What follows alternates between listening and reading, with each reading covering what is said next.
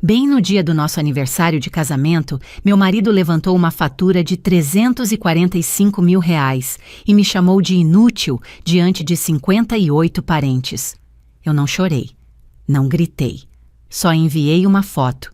Na manhã seguinte, 57 bloquearam ele, e o número 58 foi o único que não desviou o olhar. Eu ainda sinto o cheiro da carne na brasa quando lembro daquela noite.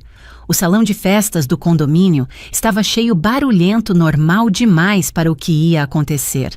Churrasqueira acesa, cerveja no gelo, crianças correndo, adultos rindo alto. O tipo de reunião que a família do Rafael adora porque todo mundo se observa por trás de um sorriso.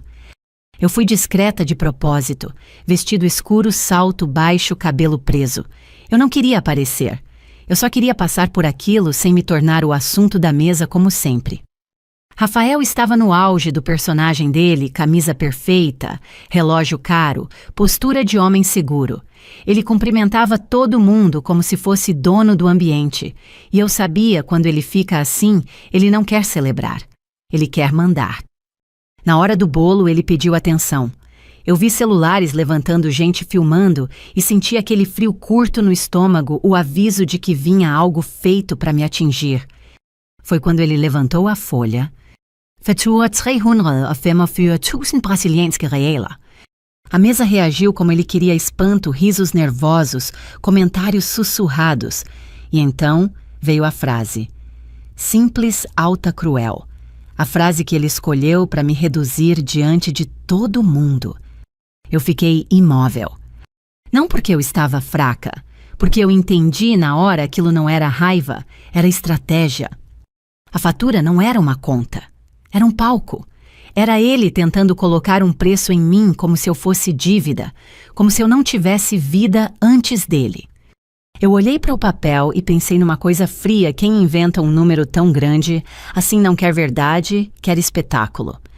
Eu poderia ter gritado, poderia ter lembrado o que eu paguei, o que eu assinei, o que eu sustentei em silêncio, mas ali não era lugar de justiça, era lugar de humilhação. E eu não ia entrar no jogo? Eu peguei meu celular com calma, abri a galeria. A foto já estava pronta havia dias, guardada como quem guarda um segredo que só vira arma quando chega a hora certa. Eu enviei, sem texto, sem explicação. Só a foto. Um segundo depois, o salão mudou de temperatura. Vários celulares vibraram ao mesmo tempo. A alegria começou a morrer nos rostos, e eu vi a única reação que realmente importava: o pânico no olhar do Rafael. Não era indignação, era medo. Eu me levantei, ajustei a bolsa no ombro. Saí andando sem pressa, como se eu estivesse apenas indo embora mais cedo de uma festa sem graça. Atrás de mim, a família dele parou de rir, porque naquele instante eles não estavam olhando para mim. Estavam olhando para o risco de terem defendido o homem errado.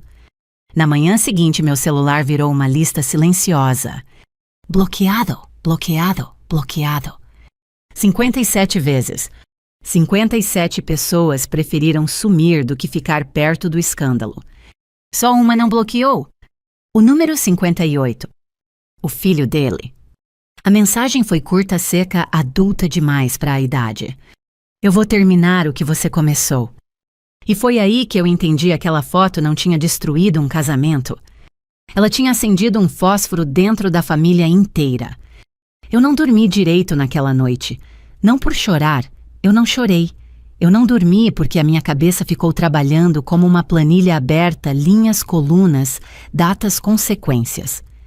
Quando você passa anos sendo tratada como peso, você aprende a identificar o momento em que a balança vira.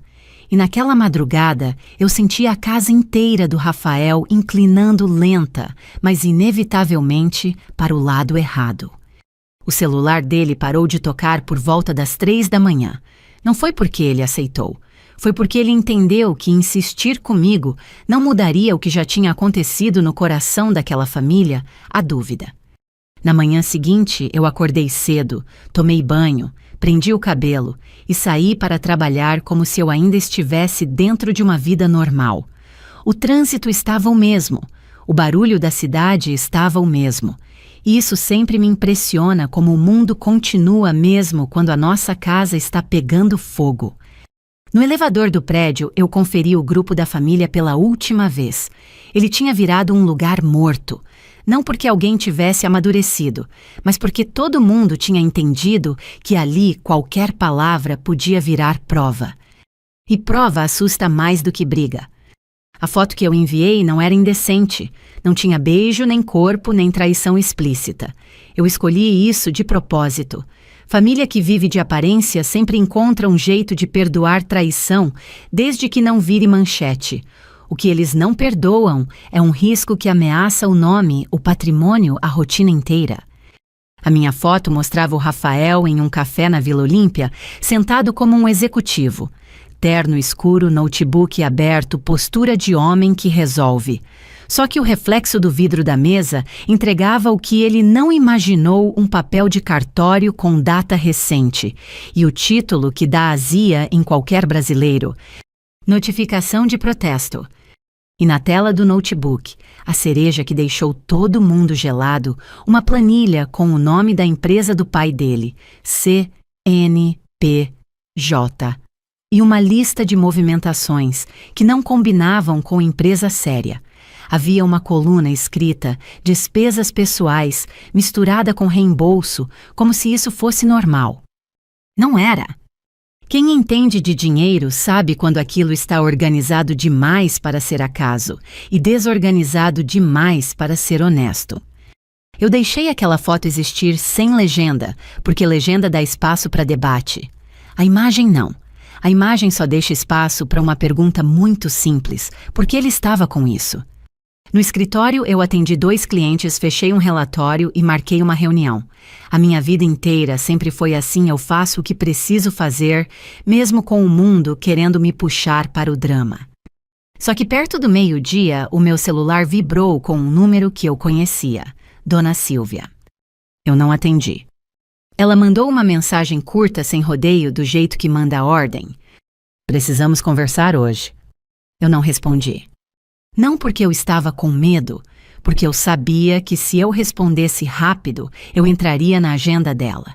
E eu não queria mais viver dentro da agenda daquela mulher. 5 minutos depois, Rafael mandou um áudio. Eu nem precisei ouvir. Eu já conhecia a música ameaça disfarçada de apelo, choro, disfarçado de indignação. Ele sempre trocava de máscara rápido quando perdia o controle. Eu apaguei sem ouvir. A única mensagem que eu li com atenção naquele dia foi a do Lucas. Eu vou terminar o que você começou. Eu fiquei encarando aquilo por mais tempo do que devia. Lucas sempre foi educado comigo. Sempre. Mas educação não é lealdade. Educação é só educação. A frase dele tinha outra coisa: decisão. E decisão não nasce em uma noite. Decisão nasce de acúmulo. Eu respondi só com o necessário. Não se coloca em perigo. Ele visualizou, não respondeu. Foi aí que eu entendi: ele já estava andando em outra direção. No fim da tarde, quando eu saí do escritório, eu vi um carro conhecido no estacionamento. O mesmo modelo que Rafael usa quando quer parecer mais caro do que é. Eu não acelerei o passo. Eu só conferi se eu estava com a chave do carro na mão e a bolsa bem presa no ombro. Ele estava encostado no capô como se tivesse ensaiado aquela pose no espelho. Eu parei a uns 2 metros dele. A conversa foi curta e eu fiz questão que fosse. Ele tentou começar do jeito que ele sempre começa, quando percebe que não vai vencer, no grito, baixando o tom, como se intimidade fosse um direito. Eu deixei ele falar por alguns segundos e interrompi com uma frase simples: você fez aquilo na frente de todo mundo, agora resolve do jeito certo. O rosto dele mudou, a delicadeza falsa sumiu. Ele não me pediu desculpa, ele tentou me culpar. Disse que eu queria destruir a família dele. Disse que eu tinha prazer em humilhar homem. Disse que eu estava manipulando o Lucas. O repertório inteiro de homem que perde o controle e procura uma mulher para responsabilizar. Eu ouvi tudo com o mesmo frio de quem já ouviu aquilo antes, só que agora sem acreditar. E então, eu disse a única coisa que ele não queria ouvir: você está com medo? Foi como se eu tivesse arrancado o chão dele. Porque era verdade. Ele não estava com raiva por ter me humilhado. Ele estava com raiva por ter sido exposto no ponto certo. Ele foi embora batendo a porta do carro. E eu fiquei ali parada por um segundo, vendo como um homem pode encolher quando a plateia desaparece. À noite, eu cheguei em casa e fiz uma coisa que eu não fazia há meses. Eu comia em silêncio, sem televisão, sem distração. Eu gosto de ouvir o próprio pensamento quando eu preciso tomar decisão grande. E foi exatamente ali no meio de um prato simples e um copo de água que a mensagem do Lucas chegou de verdade. Um arquivo, depois outro, depois uma pasta inteira. Fotos e prints. Eu abri com cuidado como se eu estivesse tocando em algo sujo. Não era só a planilha, era o caminho inteiro. Extratos com valores quebrados, transferências picadas para nomes que não faziam sentido, comprovantes de Pix em horários estranhos e conversas curtas com frases típicas de quem está preso num vício. Só hoje eu recupero, não conta para ninguém. A palavra jogo não apareceu escrita, mas o formato estava ali, o padrão estava ali, o buraco estava ali. E no meio disso, uma coisa me deixou mais gelada do que todo o resto, uma movimentação em nome de alguém da família. Um parente que emprestou o nome para algo, ou pior, que foi usado sem saber. Foi por isso que os 57 bloquearam Rafael. Não foi por mim, foi por autopreservação. Eu sentei no sofá e fiquei olhando para a tela do celular até os olhos arderem, não de choro, de cansaço. Porque naquele momento eu entendi uma camada mais cruel do que a humilhação pública. O Rafael não só me diminuía para se sentir grande, ele me diminuía para esconder um buraco que estava comendo a vida dele por dentro. E naquele instante, algo dentro de mim ficou muito limpo. Eu não tinha mais nada para discutir com ele, eu tinha coisas para encerrar. Eu mandei uma mensagem para o Lucas curta, como sempre. Eu recebi, você está em segurança. Ele respondeu rápido. Estou. A segunda mensagem veio em seguida. Minha avó vai tentar te culpar. Não deixa. Eu li, e dessa vez eu senti uma coisa estranha subir na garganta. Não era emoção barata, era respeito. Lucas não estava me protegendo como madrasta boazinha. Ele estava protegendo a verdade porque ele cansou da mentira. Eu não quis fazer ele carregar isso sozinho, então eu fiz o que eu faço melhor. Eu organizei. Eu criei uma linha do tempo, separei por datas, separei por tipo de gasto, marquei o que era empresa e o que era pessoal. Coloquei tudo em uma pasta que qualquer advogado entenderia, porque eu sabia que a família dele ia tentar abafar, e eu sabia que abafar naquele caso significava empurrar culpa para o lado mais frágil, ou seja, para mim. Eu terminei de organizar quando já era quase 1 da manhã. E então eu vi uma notificação nova, não do Rafael, não da dona Silvia, do pai dele. Seu Augusto tinha me mandado uma mensagem pela primeira vez em anos. Uma frase só. Você pode me encontrar amanhã cedo, sozinha. Eu encarei aquela frase com o coração bem calmo. Porque ali estava a diferença entre um homem velho que entende o tamanho do problema e um homem pequeno que só entende o próprio orgulho. Eu respondi, sim, amanhã. E desliguei o celular. Naquela noite, pela primeira vez, eu não senti medo do que vinha. Eu senti certeza. Porque quando o patriarca chama para conversar sozinho, não é para pedir favor. É porque ele entendeu que alguém mentiu e ele quer saber quem vai pagar por isso. Eu reli a mensagem do seu Augusto mais de uma vez antes de dormir. Você pode me encontrar amanhã cedo, sozinha. Eu tinha acabado de fechar a pasta com tudo que o Lucas me mandou, extratos, prints, datas, padrões. Eu sabia que aquela conversa não seria sobre sentimentos, seria sobre controle de danos. E naquele tipo de família, controle de danos sempre vem antes de qualquer pedido de desculpa. Na manhã seguinte, eu não coloquei vestido bonito, nem cara de esposa ferida. Eu fui do jeito que eu vou para reunião difícil, roupa neutra, cabelo preso, pouca maquiagem. Eu não precisava parecer forte, eu precisava estar. Seu Augusto marcou num lugar que parecia escolhido a dedo para evitar escândalo, uma padaria grande dessas, com sala reservada no fundo perto de avenida, onde sempre entra e sai gente, mas ninguém presta atenção em ninguém. Brasil real. Discreto funcional. Ele já estava sentado quando eu cheguei, café preto, pão na chapa jornal dobrado. Um homem de idade que ainda acredita que rotina controla o caos. Eu sentei à frente dele. Ele não perdeu tempo com bom dia. Ele não era do tipo que pede licença para a verdade. O olhar dele ficou fixo no meu rosto por alguns segundos, como se ele estivesse tentando decidir se eu era ameaça ou solução. Você sabe o que você fez ontem à noite? Ele perguntou baixo. Eu não respondi com defesa. Eu mostrei uma foto. Ele segurou a xícara com firmeza. Você mostrou um risco, e eu estou tentando entender se esse risco vai destruir só o meu filho ou se vai levar a empresa junto. Ali estava a frase que mais importava.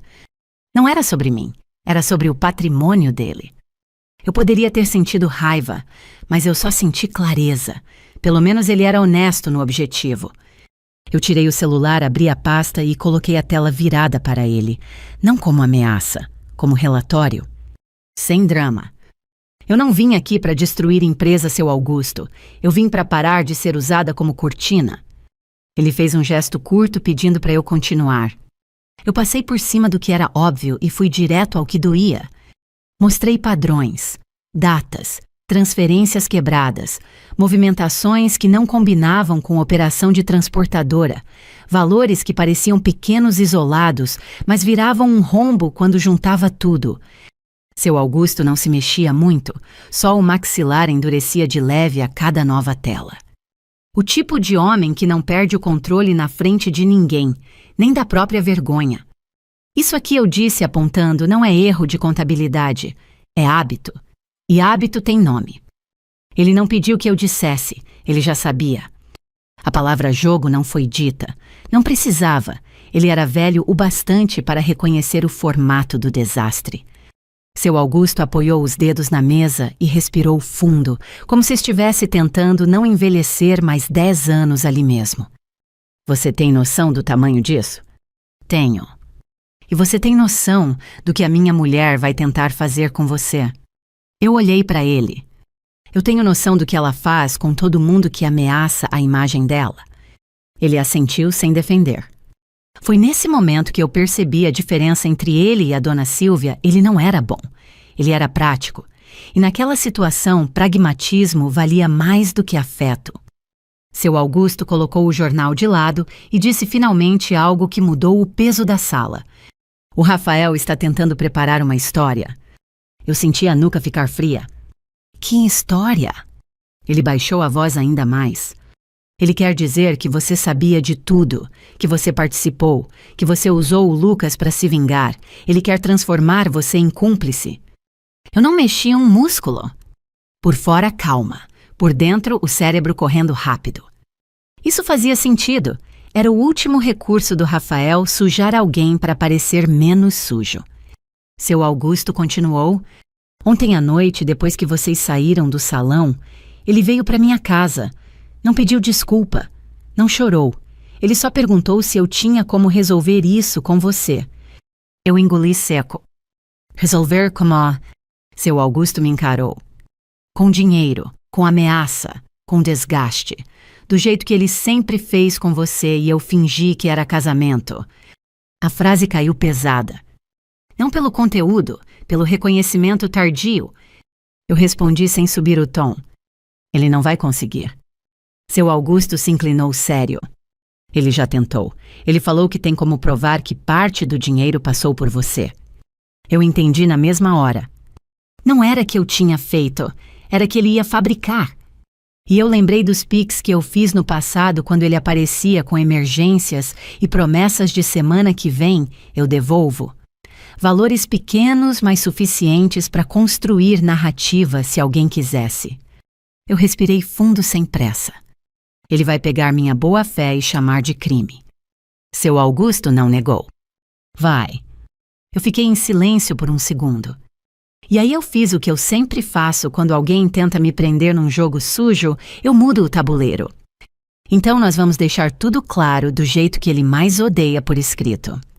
Seu Augusto ficou olhando para mim como se estivesse medindo. Ele queria uma mulher desesperada. Eu estava oferecendo método. Eu abri o celular e mostrei uma coisa simples, o arquivo organizado, com datas, origem e destino, separação entre conta da empresa e gastos pessoais, e uma linha do tempo fechada. Se ele tentar me colocar nisso, eu não vou gritar. Eu só vou entregar isso para quem precisa ver. Seu Augusto apertou a boca. Polícia. Se precisar, mas eu prefiro cartório e advogado. Menos barulho, mais efeito. Ele ficou quieto. E eu vi um respeito duro nascer ali do tipo que homem daquele perfil só tem por quem não se ajoelha. Ele se levantou primeiro, pegou a carteira, pagou a conta sem perguntar. Na saída, ele disse uma frase curta que não era carinho, mas era o máximo que ele sabia entregar. Você fez certo em se proteger. Eu não agradeci, eu só assenti. Quando eu voltei para o carro, meu celular vibrou. Dona Silvia. Dessa vez ela não pediu conversa. Ela marcou posição. Você vai acabar com a vida do meu filho. Eu li e apaguei, sem resposta. 2 minutos depois, uma mensagem do Rafael, como se ele estivesse tentando ser elegante. A gente pode resolver isso sem sujeira. Você escolhe. Eu ri sozinha dentro do carro. Sujeira para ele era qualquer coisa que não fosse ele controlando. Eu saí do estacionamento e fui direto ao lugar que eu devia ter ido antes de casar o meu advogado. Ele já estava esperando porque eu mandei a mensagem cedo, não para pedir conselho, para dar comando. Eu quero 2 coisas, hoje eu disse sentando. Um documento formalizando a separação e uma notificação escrita sobre a humilhação pública. Meu advogado levantou os olhos. Você quer que ele assine? Eu quero que ele não consiga fingir depois. Ele entendeu. Enquanto ele escrevia, eu abri a pasta de novo e fiz uma cópia na nuvem com senha dupla. Eu não sou paranoica. Eu só aprendi que quando a verdade ameaça homem fraco, ele tenta apagar. Quando eu saí do escritório, já era fim de tarde. O céu estava pesado e São Paulo parecia mais cinza do que o normal. Meu celular vibrou outra vez. Mensagem do Lucas. Minha avó veio falar comigo. Ela chorou, depois ameaçou. Eu gravei. Eu parei no meio da calçada. Gravou. Lucas tinha feito o que eu queria ter feito anos antes, transformar manipulação em prova. Eu respirei fundo olhando para a rua cheia, pessoas andando como se o mundo fosse simples. Eu respondi com poucas palavras. Guarda, não responde, eu estou com você. Lucas visualizou e mandou a última mensagem do dia como um aviso. Ele vai tentar te acusar primeiro, eu ouvi. Eu fechei os olhos por um segundo e senti aquela calma fria crescer dentro de mim. Então era isso. Rafael não ia tentar voltar, ele ia tentar me enterrar. E eu ia ter que terminar isso do jeito que eu sempre terminei tudo na minha vida, sem espetáculo. Só com precisão. Naquela noite, antes de dormir, eu olhei para a minha aliança no criado mudo. Um círculo pequeno de metal que por anos serviu mais para prender do que para unir. Eu não joguei fora, não por saudade, por respeito a quem eu fui. Eu só apaguei a luz e pensei com uma lucidez limpa. A minha vingança não vai ser um grito, vai ser o momento em que ele perceber que não tem mais onde mentir. Na manhã seguinte, eu acordei com a sensação de que alguém tinha virado a chave do lado de fora. Não era medo, era aquela certeza incômoda de que o Rafael ia fazer exatamente o que homem fraco faz quando perde o controle e atacar primeiro, para parecer vítima depois. Eu não estava errada. Antes das 9, meu advogado me ligou. A voz dele veio curta, profissional. Ele se mexeu.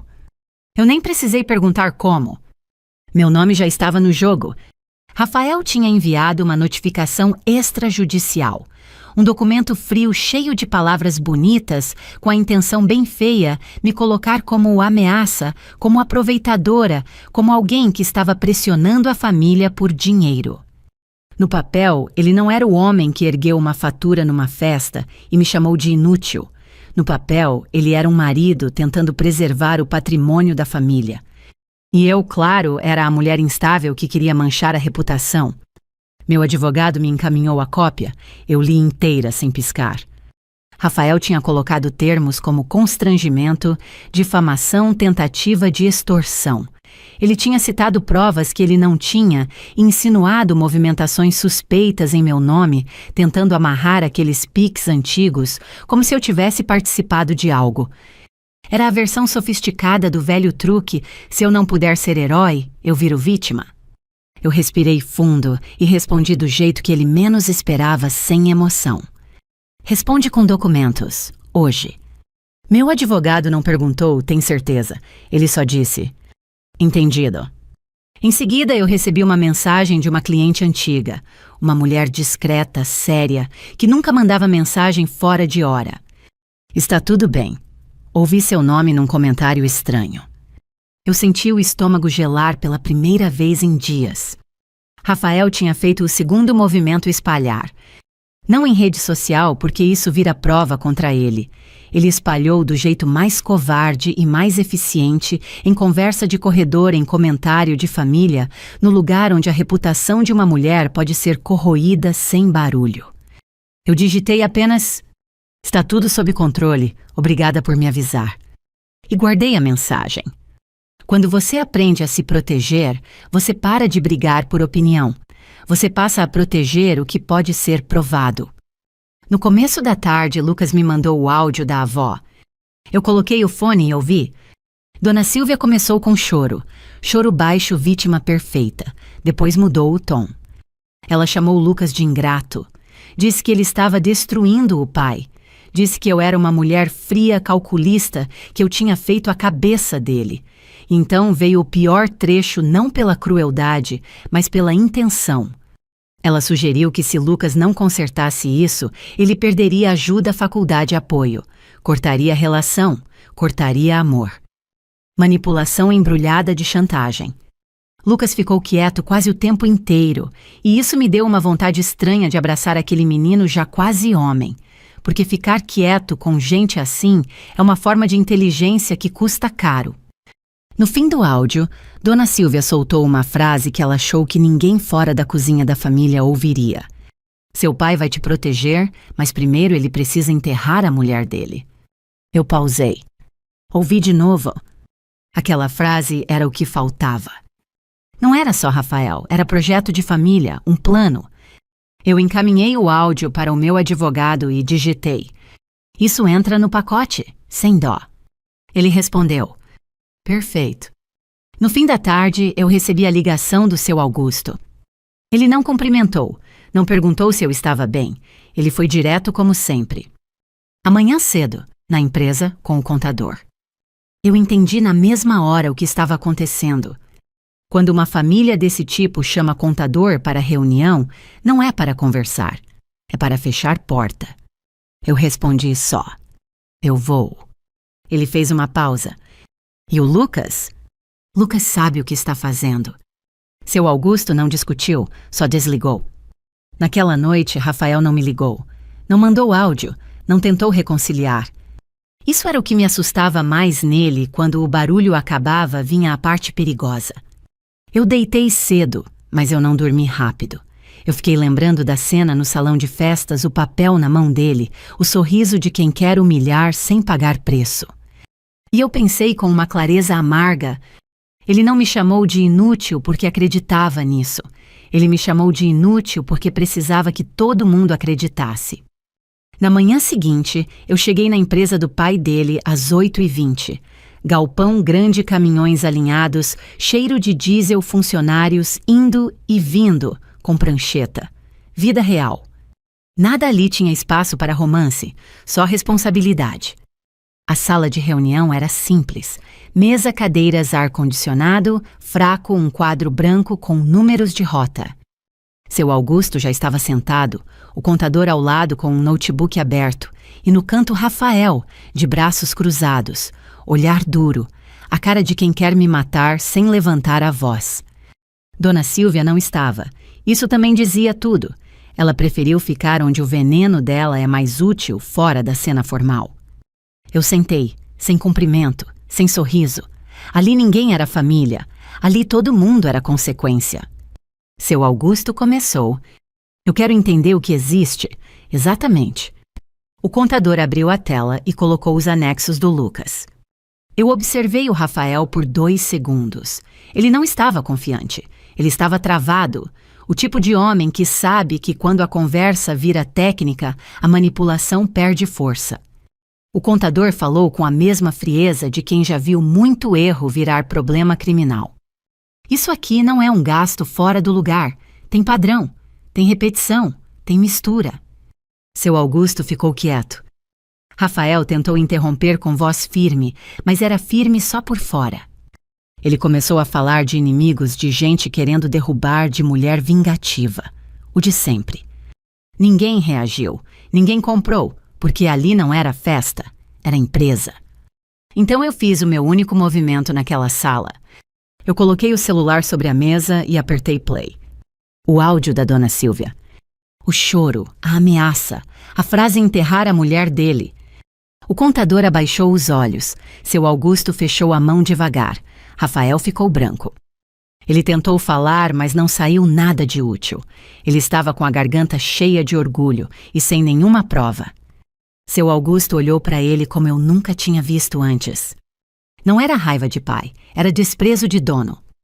Você acha que isso é jogo? Ele perguntou. Rafael respirou curto. Pai, isso é coisa dela. Ela tá armando. Seu Augusto não levantou a voz. A voz dele ficou baixa e isso foi muito pior. Você armou quando levantou aquela fatura. Você armou quando tentou colocar seu nome na empresa como escudo. E você armou quando achou que podia sujar essa mulher para salvar sua própria pele. Rafael me encarou com ódio, mas ali o ódio dele não valia nada. Porque quem manda de verdade não era ele. Seu Augusto virou para o contador. Eu quero auditoria completa, agora. Rafael se mexeu na cadeira. Pai, você não pode. Seu Augusto cortou seco. Eu posso, e eu vou. A sala ficou pesada, não porque alguém gritou, porque ali nasceu uma decisão que não volta. Eu olhei para o Rafael e pensei algo que eu não falei em voz alta, mas que eu senti com clareza. Você perdeu o lugar onde se escondia. Quando a reunião terminou, seu Augusto me chamou num canto no corredor. Ele não pediu desculpa, eu não esperava isso dele. Ele só disse, eu vou tirar ele do financeiro, hoje. Eu assenti. É o mínimo. Ele continuou do jeito pragmático. Você vai fazer o que com seu casamento? Eu encarei. Eu vou terminar com papel. Seu Augusto fez uma pausa e pela primeira vez eu vi nele um pedaço pequeno de humanidade bem escondido. Você é uma mulher forte. Eu respondi sem vaidade. Eu sou uma mulher cansada. Ele assentiu, como se entendesse. Quando eu saí do galpão, meu celular vibrou. Mensagem do Rafael, a primeira em 2 dias. Só uma frase.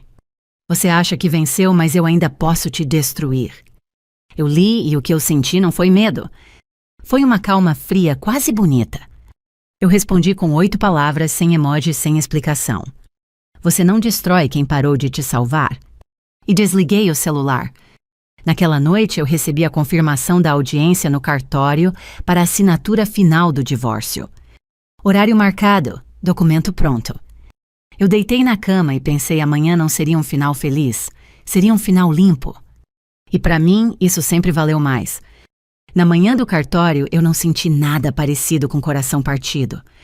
Eu senti o mesmo que eu sinto quando fecho um contrato importante, um tipo de silêncio dentro do peito. Silêncio de quem sabe exatamente o que está assinando. O cartório ficava em uma rua movimentada. Gente entrando para reconhecer firma, registrar documento, resolver vida. No Brasil, a vida muda ali dentro, sem música, sem discurso, sem plateia. Só caneta e carimbo. Eu cheguei 5 minutos antes. Sentei numa cadeira dura, peguei o celular e coloquei no modo silencioso. Eu não queria interrupção. Rafael chegou com atraso, como sempre. Mesmo quando perde, ele tenta controlar o tempo. Ele entrou com o rosto fechado, tentando parecer grande. A camisa estava bem passada, mas o olhar estava gasto. Ele não parecia triste. Ele parecia sem máscara. Dona Silvia veio junto com aquele mesmo blazer de sempre, como se fosse uniforme de guerra. Ela não olhou para mim. Olhou para o ambiente como se quisesse lembrar quem ela era naquele mundo de papel. O advogado do Rafael trazia uma pasta. O meu também.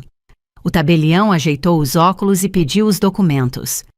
Eu observei Rafael de perto, sem raiva, sem nostalgia, só observando. Aquele homem tentou me vender a ideia de que eu devia tudo a ele, e agora estava ali prestes a assinar o próprio fracasso com a mão tremendo de leve. O documento foi lido, as cláusulas estavam claras.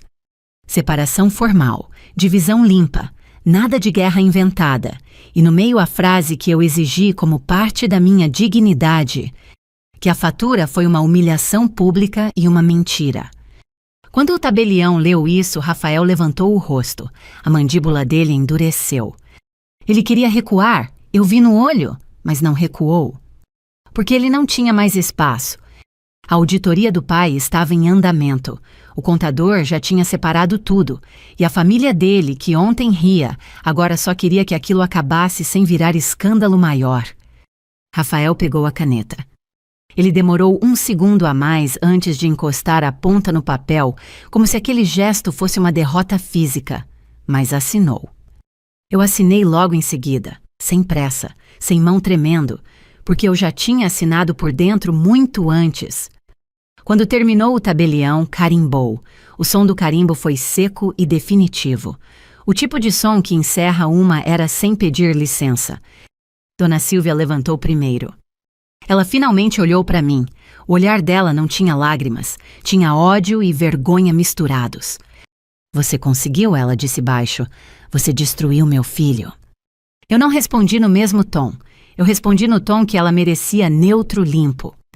Não, Dona Silvia. Eu só parei de fingir que ele era bom. O advogado dela puxou a manga pedindo para ela não criar cena ali. Ela engoliu o que queria dizer e saiu. Rafael ficou por último parado perto da porta. Eu achei que ele ia tentar a última manipulação, ou a última ameaça. Ele sempre gostou de se despedir com veneno. Mas por 1 segundo, ele só me olhou como se estivesse vendo uma coisa que ele nunca conseguiu ter calma. Você vai ficar com o Lucas do seu lado para sempre? Ele perguntou baixo. Eu senti um aperto rápido pequeno porque Lucas era o único ser humano daquela família que eu não queria que saísse ferido. Eu respondi sem emoção, mas com verdade. Lucas não está do meu lado. Ele está do lado dele mesmo. Você que nunca percebeu. Rafael riu curto amargo. Você sabe o que é pior, ele disse. Não foi perder você. Foi ver meu filho me olhando como se eu fosse... nada. Eu não respondi, porque eu não tinha como aliviar isso sem mentir. Ele deu um passo para fora e parou de novo.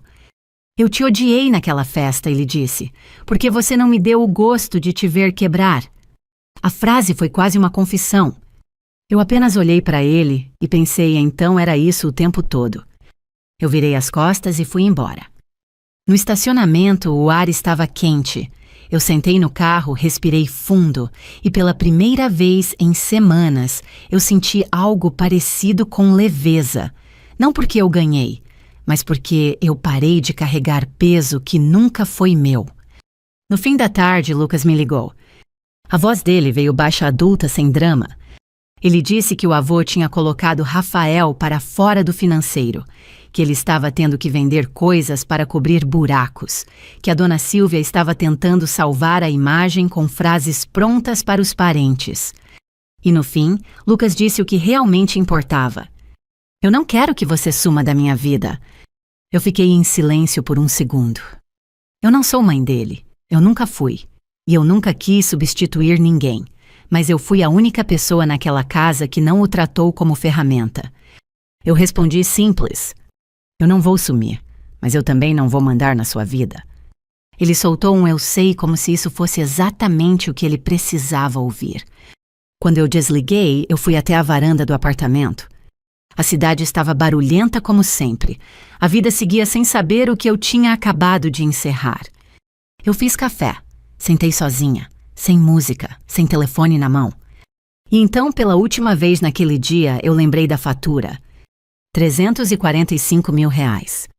O valor que ele inventou para dizer que eu era nada. Eu olhei para a xícara para o meu próprio silêncio e pensei com uma calma que não era vingança, era maturidade. Ele gastou anos tentando me diminuir e perdeu tudo no dia em que eu não discuti. Naquela mesma noite, meu celular vibrou. Era o Rafael. Não ligação, mensagem. Só 3 palavras, como se ele estivesse desistindo de ser homem e escolhendo ser ameaça. Você vai pagar. Eu li e apaguei, sem responder. Porque eu já tinha pago, com anos de paciência. Agora era a vez dele. Se essa história te fez lembrar de alguém que tentou te diminuir para se sentir maior, comenta aqui embaixo o que você faria no meu lugar. Você teria ficado em silêncio ou teria enviado a foto também? E me conta de onde você está ouvindo, Brasil, Portugal ou alguma cidade da Europa. Se você gosta de histórias intensas, reais e cheias de justiça fria, se inscreve no canal e volta no próximo episódio.